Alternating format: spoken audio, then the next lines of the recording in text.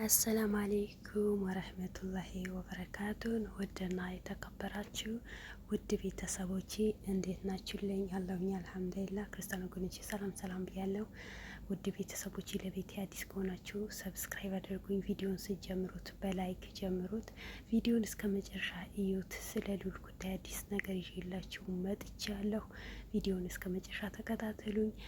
ለኢድ ስራ ደግሞ አላህ ያግዛችሁ። ኢድ እንኳን አደረሳችሁ። ኢድ የቀረበ ነው። ሰሞኑ ጠፍቻለሁ፣ ትንሽ አሞኛል። ዱዓ አድርጉልኝ፣ ጸሎትም አድርጉልኝ ክርስቲያን ወገኖቼ። እነሆ ዛሬ አዲስ ቪዲዮ ነው። እስከ መጨረሻ ተከታተሉ። ቀንጨባ አድርጌ ነው ያመጣሁላችሁ። እኔ ወሬ አላበዛም። ለቤተሰቦች ክብር ስላለኝ በትንሹ ቀንጨባ አድርጌ ነው ማመጣው። ሰሞኑ እንደምታውቁት ልዑል በብዙ ነገር ተፈልጎ በድኳሾ በኩል ተገኝቶ ምናምን ብዙ ነገር ያው ቪዲዮን ለይቄላችሁ ነበረ። በዚህ 2 ቀን አለቀኩላችሁም እንጂ እሱን ስላመመኝ ነው። ይቅርታ ቆይቼ ስለመጣሁኝ። ለእኔም ደዋ አድርጉኝ። አሁን ተሽሎኝ አይደለም ብቻ ደህና ነኝ አልሐምዱሊላህ። ስለዚህ በሆነ ጉዳይ ትፈለጋለህ ተብሎ በ2 ወጣቶች ቢሮውን ድረስ መጥተው ፈልገውት ሉልን ነገራቶቹን አጣርቶ ጠይቆ ወደዛ ቀጥታ እንዲሄድ አምርቶ ነበረ። ቀጥታ ወደ ክፍለ ሀገር ድረስ ነው የሄደው የነበረው። ሲሄድም አንድ ታማሙ አባት አግኝቶ እያንዳንዱ ነገር ነግረውት ነበር። አባት አለ አባትህ በህይወት አለ ብለው ነግረውት ነበረ። ምን ማለት ነው? አባቴ ራሴ እኮ ነው የቀበርኩት። ራሴ አሳክሜ ደክሜ አስተምሮኝ ደክሞልኝ አባቴ እኔ ራሴ ነው አሳክሜ የቀበርኩት። ከየት መጥቶ ነው? የሞተ ሰው እንዴት ይመጣል ብሎ ሲከራከራቸው እሱን እናትህ ጠይቅ፣ እናትህ እውነቱ ስለምታውቅ እናትህ ጠይቅ ብለውት ነበር። ከእናቴ ግን ልታጣሉኝ ነው ወይ? እናቴ ለእኔ እናቴ ብቻ አይደለችም አለሜ ናት። ከእናቴ ምንም ነገር ለመናገር አልፈልግም ሲል አይ እውነት መውጣት አለበት፣ እውነቱ ማወቅ አለብህ። ስለዚህ ለእናትህ ጠይቃት ነው ያሉ ተነበረው። ሉሉን ይሄ ነገር ሊያምን አልፈልግም ነበረ።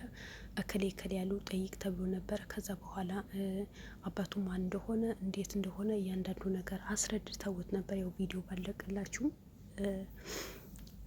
የአባቱ ጓደኞች አግኝተው እያንዳንዱ ነገር አስረድተውት ነበረ። በመጨረሻ ደግሞ የአባቱ ዋና የተባለ ጓደኛው አግኝቶት አባቱ ወርቁ እንደሚባል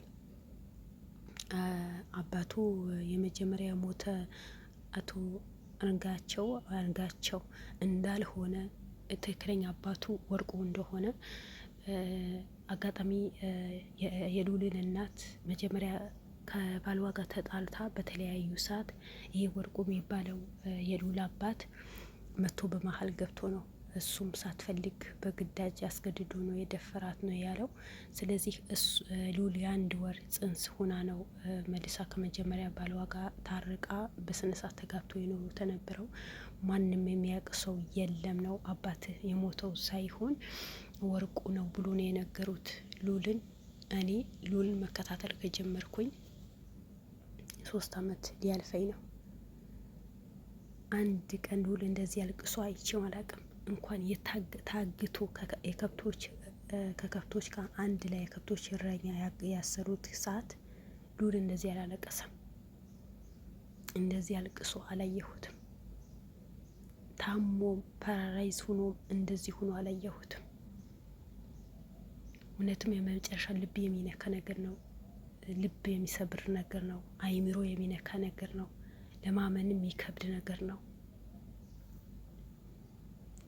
ጠረጴዛ ላይ ተደፍቶ ነው ያለቀሰው። ለእህት ለወንድሞቼ የአባታቸው ልጅ ነኝ ወይ ነው ያለው። ገና ለገና እንዴት እናቱ ደግሞ ጠይቋት ነበር። ያው እናት ጠይቅ ስለተባለ ለእናቱ ጠይቋት ነበር። እናቱ ሁሉ ነገር ውሸት ነው፣ እንዴት ነው በመጨረሻ በእርጅና የምታሳብደኝ? ለምን እንደዚህ ታደርገኛለህ? ይሄ በሙሉ ውሸት ነው፣ የጠላት ወሬ ነው ብላ ነው የተናገረችው ነበረው። ግን እያንዳንዱ ነገር ከነ መረጃ ከነ ማስረጃ የሉል ተነግሮታል። ሉል ታውቃላችሁ፣ አለ መረጃ በምንም ተአምር አይጓዝም። በምንም ተአምር እያንዳንዱ መረጃ ይዞ ነው የሚጓዘው ሉልን። ግን ሉላ እናት እንዴት ልትዋሸው ቻለች ነው? ምክንያቱም እንደ ልጅና እንደ እናት አይደሉም። በጣም ተቀራርቦ ነው የሚያወሩት። ሚስጥራቸው ያወራሉ። ሚስጥሩ ያካፍላታል፣ ሚስጥሩ ታካፍለዋለች። ለምንድን ነው ግን ልዑል ሁል ጊዜ ሊያገባ ቀናቶች ሲቀራረብ የሆነ ሙሲባ ነገር የሚበዛበት ለምንድን ነው? የሆነ እንከፍ በቃ የሆነ እንደ ሰይጣን መጥቶ የሆነ ችግር ይፈጠራል። በፊትም እንደዚህ ሊያገባ ሲል ነው አጋጣሚ ልዑል እንትና ማን ነው ያ መስፍን የሚባለው ሰውዬው እንደዚህ መጥቶ ኤልሳም የጠፋችው። አሁንም ቀለበት ሊያስርጎበት የተዘጋጀው እኮ ነው። ካልመጣ ካላገኘንህ ካላወራንህ በጣም በአስቸኳይ ጉዳይ ነው ብሎ ክፍለ ሀገር ድረስ ወስደውት ህይወቱን፣ ኑሮውን፣ ስራውን ከእናቱ ጋር ከቤተሰቦቹ ጋር እንዲርቅ እኔ ይሄ ነገር የሆነ ሆነ ተብሎ የተሰራ ሴራ ነው የሚመስለኝ። ለምን ሊያገባ ስለሆነ እንጂ አሁን መጀመሪያ አባትህ አለ አሉት። ወርቁ ይባላል አባትህ አለ አሉት። እሺ ብሎ ተቀብሎ የት አለ አባቴ? አሁን ከአባቴ ጋር መገናኘት እፈልጋለሁ። ምክንያቱም እንዲህ ምርመራ ማድረግ ይፈልጋሉ። በእንደዚህ አይነት ግን ቀልድ አያውቅም። የት አለ አባቴ? ከአባቴ ጋር አገናኙ። እውነት አባቴ ካለኝ ከአባቴ ጋር ሞተዋል። ከሞትሽ ለምንድን ነው አሁን አባትህ ሌላ ነው ብላችሁ መጣችሁ? ለምን ነው የሰውን ደስታ የምትነፍጉት? ምን አይነት ሰዎች ናቸው? አባትህ ያ አይደለም ይሄ ነው። እሺ በህይወት ቢኖር እሺ፣ በህይወት የሌላ አባት ለምንድን ነው ከእናቱ ጋር እንዲጣላ፣ ከወንድሞች ጋር እንዲራራቅ፣ በስራው ላይ የሆነ እንከን እንዲፈጠር፣ በስነ ስርዓት እንዳይሰራ፣ አይምሮውን እንዲረበሽ፣ በስራው ላይ እንከን እንዲፈጠር የምታደርጉት ምንድን ናችሁ? እሺ አባቶች በህይወት ቢኖር እሰየው፣ እኔ ደስ ይለኛል። በህይወት የሌላ አባቱ ከመቃብር ላይ ቆፍሮ አውጥቶ ሊያየው ነው ወይስ ምን ሊያደርገው ነው? የአባትህ ዘሮች አሉ፣ ወንድሞች አሉ። ይሄ ነገር አሉት። የመጀመሪያ አባቱ ወንድሞች እኮ የአባቴ ወንድሞች ናቸው ብሎ እኮ ተቀብሏቸው የኖረ እኮ ነው። ለምንድን ነው ግን ልጁ የሆነ ጥሩ ነገር ስራለሁ ባለ ብሎ በተነሳ ሰዓት የሆነ ነገር መጥቶ እንደዚህ እንደ ዝንብ ርጎ ጠብ የሚልበት ለምንድን ነው? እኔ ልዑልን በጣም ነው ያሳዘነኝ። በጣም እሱ ሲያለቅስ እኔን ከእሱ ቁጭ ብዬ ነው ያለቀስኩት። በጣም ነው ያሳዘነኝ። በዚህ ልክ ልዑል ሲጎዳን አልወድም፣ አልፈልግም። ለምን? ታማኝ ስለሆነ፣ ጀግና ስለሆነ፣ የሰውን ባባስ ስለሆነ፣ ለእውነት የቆመ ስለሆነ፣ የራሱ ህይወት ትቶ የሰውን ህይወት የሚኖር ስለሆነ ደስታው ነው የምፈልገው። በቀኔ መች ነው ቀለበት የሚያስረው? መች ነው የሚጋቡት? መች ነው እውነቱን ያስደስታት? መች ነው? በቃ ያኔ በጉት በቅርብ ቀን ስላለ ቀናቶችን የቆጠርኩኝ ነው። ግን ያን ትቶ ሌላ ነገር አሁን ሌላ መዘዝ ይዞ መጥተዋል። ሌላ መዘዝ አሁን ማን ይሞታል? በአሁን ሰዓት እንደዚህ ችግር ውስጥ ገብቶ እንደዚህ ተሰቃይቶ ትዳር ውስጥ የሚገባው መቼም ከእናቱ ጋር ጥሩ ስሜት ላይ አይኖሩ።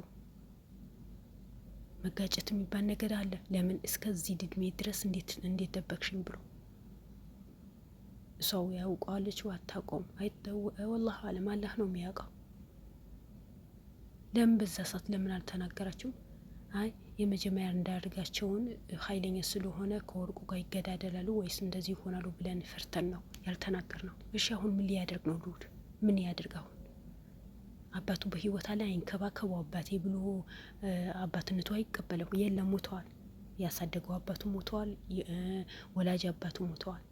በቃ ምን ያደርግለታል? ይኑር እንደዚህ ልጁ። ተው ተፋቱት። እንዴ ይህ ልጅ ምን ያድርግ ተብሎ ነው በየጊዜ እሱ ላይ መከራ ሚጫ ነው?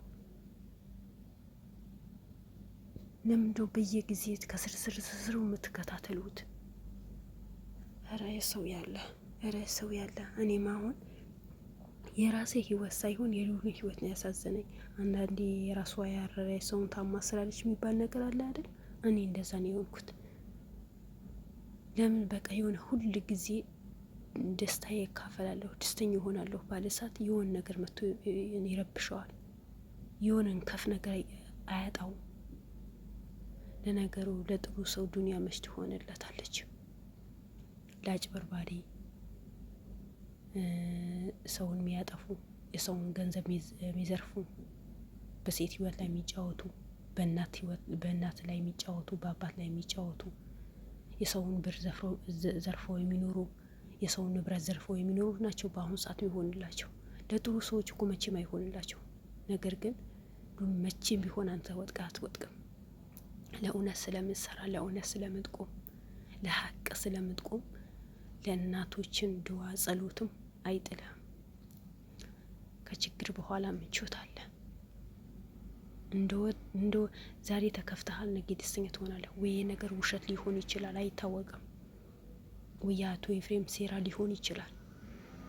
በቃ ታገባለህ ወይ ቀለበት አድርጋለሁ ብላ ስለወሰንክ አውቆ ሊረብሽሁ ሊሆን ይችላል፣ አይታወቅም። እንግዲህ ፈጣሪ ነው የሚያውቀው። እኛ የምናውቀው ነገር የለም። ፈጣሪና እነሱ ነው የሚያውቁት። የሰው ልብ የሚያውቀው ፈጣሪ ብቻ ነው። ስለዚህ የእኛ ጀግና ልዑል በዚህ ጉዳይ ላይ በጣም አዝናለሁ። ስለረበሹ ስለተረበሽ በጣም አዝናለሁ። መጀመሪያ አባትህ በህይወት አለ አሉት። መጨረሻ ላይ ደግሞ አባትህ የለም አሉት። ከቤተሰቦቹ በሙሉ እንዲረበሽ፣ ከቤተሰቦቹ በሙሉ እንዲጣላ፣ ከእናቱ ጋር እንዲጣላ አድርገውት አባትህ በህይወት የለም፣ አርፈዋል፣ ቆይተዋል። ከቆየሽ ምን አባታችሁ ልታደረጉ ነው? መታችሁ እንዲሁነዋል ሳልሞት ላግኘው፣ በህይወት ያለሁኝ ላግኘው እፈልገዋለሁ። በቃ እውነተኛ አባቱ ቢኖር እኔ ደስ ይለኛል እኮ ሄዶ ቢተዋወቀው። ከሌለ በቃ ለምን ይረብሹታል? ልጁ ለምን ከእናቱ ጋር ለምን ያጣሉታል? ታናሽ ወንድሞቹ ታናሽ እህቶቹ እንደ አባት አድርጎ ያሳደጋቸውን የአባቴ ልጅ ነው ብሎ እንዲያስቡ ለምን ይደረጋል? ጥቅማቸው ምንድን ነው? በቃ እንደ ኖሮ ቢኖር።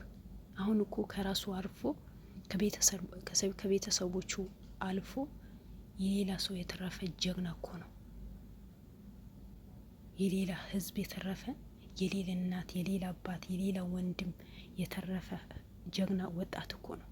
ለምን ህይወቱ ትረብሹታላችሁ? በቃ አባቱ የለም አይደል? በቃ ይኑር፣ እንዲሁ ይኑር። አባቴ ሞተዋል ብሎ እኮ ነው ራሱ ቀብሮ እኮ ነው አባቴ ሞተዋል ብሎ ነው የኖረው ነበረው። አሁን የሌላ አባቱ ከመቃብር አውጥታችሁ የምትሰጡት የመሰላችሁ እናንተ አላህ እንደሆናችሁ አባትህ አለ ብላችሁ ከቤተሰቦቹ ጋር እንዲጣላ፣ ከራሱ ጋር እንዲጣላ፣ ከስራው ጋር እንዲጣላ፣ ከሁሉ ነገር እንዲርቅ አደረጋችሁት። ርብሽ አረጋችሁት። ተው፣ አንዳንዴ አንድ ነገር ስናረግ ጊዜ ቆም ብለን ብናስብ። በተለይ ትላልቅ ሰዎች ናቸው፣ ትናንሽ ሰዎች አይደላችሁ። ወይስ ብር ተከፍለዋችሁ ነው እሱን ህይወት ለመበጥበጥ? በዚህ እድሜያችሁ ውሸት ካወራችሁ እኔ እንጃ፣ ፈጣሪ የሚምራችሁ አይመስለኝም። እኔ አላቅም፣ እንደናንተ ሰው ነኝ። እሱ ነው ሁሉ ነገር አዋቂ፣ አላህ ነው። ግን ቢሆን በዚህ እድሜያችሁ ውሸት የምታወሩ ከሆነ ብር ተከፍለዋችሁ ይሄ ነገር የምታወሩ ከሆነ ምንድነው የልጆቻችሁ ያተረፋችሁ? ምንድነው እኛ ከእናንተ የምንማረው? ምክንያቱም ትናንሽ ሰዎች አይደላችሁም፣ ወጣቶች አይደላችሁም፣ ትላልቅ ሰዎች ናችሁ። ግማሾቻችሁ አልጋ ላይ ተኝታችሁ ነው፣ ግማሾቻችሁ ደግሞ ሁለት ጸጉር ያወጣችሁ ናችሁ። ኧረ የሉል ፊትናማ አሁን በዛ። እኔ ጭራሽ አልጠበኩም ነበር። ለማንኛውም ሉላችን ጀግናችን፣ አንተ ጀግና ነህ። ምንም ነገር ቢመጣ ማትበገር፣ ለምንም ነገር እጅ ማትሰጥ ጀግና ስለሆንክ አሁንም ይሄ ነገር ታልፈዋለህ። ወይ ውሸትም ሊሆን ይችላል፣ አንተ ሊረብሽሁ ሊሆን ይችላል። ስለዚህ ለማንኛውም ፈጣሪ ይድረስልህ። ውድ ቤተሰቦች ልዑልን እናበረታታው። ይሄ ነገር ውሸት ሆኖ እንደ መጀመሪያ በደስታ ከቤተሰቦቹ ጋር እንዲኖር ሁላችንም ዱዓም ጸሎት ማድረግ አለብን እላቸዋለሁ። ውድ ቤተሰቦቼ ቆይቼም ስለመጣሁኝ በጣም ይቅርታ ነው የምጠይቀው። ውድ ቤተሰቦቼ ይኸው ከራስ በላይ ንፋስ የሚባል ነገር አለ አይደል? ስላመመኝ ነው። አሁንም ያመመኝ ነው ሪከርድ ያደረግኩላችሁ። እንግዲህ በርቱልኝ፣ ኑሩልኝ። እወዳችኋለሁ፣ አከብራችኋለሁ። በድጋሚ መልካም ኢድ፣ የኢድ ስራ አላህ ቀለል ያድርግላችሁ። ለቤት አዲስ ከሆናችሁ ሰብስክራይብ አድርጉኝ። ወሰላሙ አለይኩም ወራህመቱላሂ ወበረካቱሁ። ባይ ባይ። መልካም ቀን